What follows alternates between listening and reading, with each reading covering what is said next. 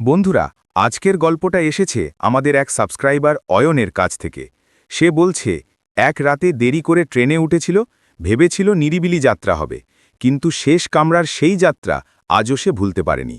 গল্পটা শুনে শেষ পর্যন্ত থাকো, কারণ শেষটা তোমাদের কল্পনার বাইরে। অয়ন কলকাতার একটা বেসরকারি অফিসে কাজ করত। সেদিন কাজ শেষ হতে হতে রাত প্রায় 10টা বেজে যায়। সে ভেবেছিল শেষ লোকাল ট্রেনটা ধরেই বাড়ি ফিরবে।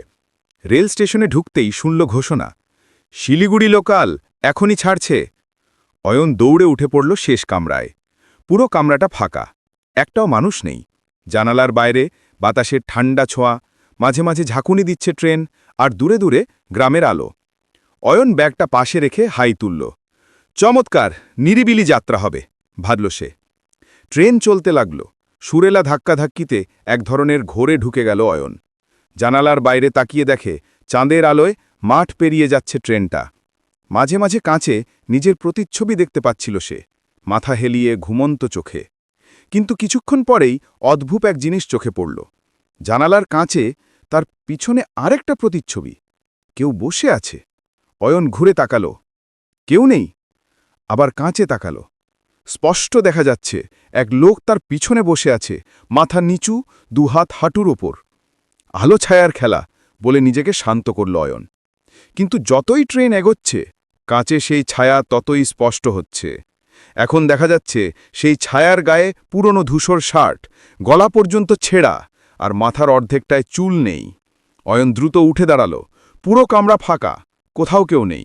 সে ভয় পেয়ে অন্য কামরায় যেতে চাইল, কিন্তু দরজাটা বাইরে থেকে বন্ধ, লক করা।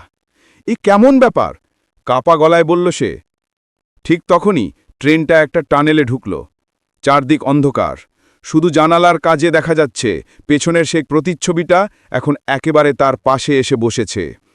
কাচের মধ্যে অয়নের চোখের সঙ্গে সেই ছায়ার চোখ মিশে গেল, ঠান্ডা, ফাঁকা, রক্তহীন চোখ। অয়ন চিৎকার করে উঠল, কিন্তু গলা থেকে শব্দ বেরোল না। হঠাৎ ট্রেনটা ঝাঁকুনি দিয়ে থেমে গেল। আলো জ্বলে উঠল কামরায়। সবকিছু আবার স্বাভাবিক। টানেল শেষ। অয়ন হাঁপাচ্ছে, ঘামছে, বুকের ভেতর যেন কিছু গর্জন করছে। সে দ্রুত ফোনটা বের করে ক্যামেরা অন করল, পেছনের দিকটা রেকর্ড করতে। ভিডিওতে দেখা গেল প্রথম কয়েক সেকেন্ডে কিছুই নেই। তারপর হঠাৎ একটা বিকৃত মুখ স্ক্রিনের এক কোণে ফুটে উঠল, ফ্যাকাশে চামড়া, গলাটা আধেক খাটা, আর ঠোঁটে অদ্ভুত হাসি। অয়ন ফোন ফেলে দিল মেঝেতে। ট্রেন তখন আবার চলতে শুরু করেছে। সে জানালার বাইরে তাকিয়ে দেখতে পেল ট্রেনটা একটা পুরনো স্টেশনের ধারে ধীরে ধীরে থামছে। স্টেশনের নাম ফলক আধভাঙা, শুধু লেখা আছে ছায়াগড়। অয়ন আগে কখনো এই স্টেশনের নাম শুনেনি। দরজাটা নিজে থেকেই খুলে গেল। হাওয়ার মতো ঠান্ডা বাতাস ভেতরে ঢুকে গেল। অয়ন চিৎকার করে ছুটে নামল প্ল্যাটফর্মে, কিন্তু নামতেই দেখল পুরো স্টেশনটা ফাঁকা, আলো নেই, লোক নেই, শুধু পুরনো এক বোর্ডে লেখা, এই স্টেশন 1989 সালে বন্ধ করা হয়েছে। তারপর সে কিছুই মনে করতে পারেনি। পরের দিন সকালে রেলওয়ে পুলিশ তাকে খুঁজে পায় ওই পরিত্যক্ত স্টেশনের পাশে অচেতন অবস্থায়।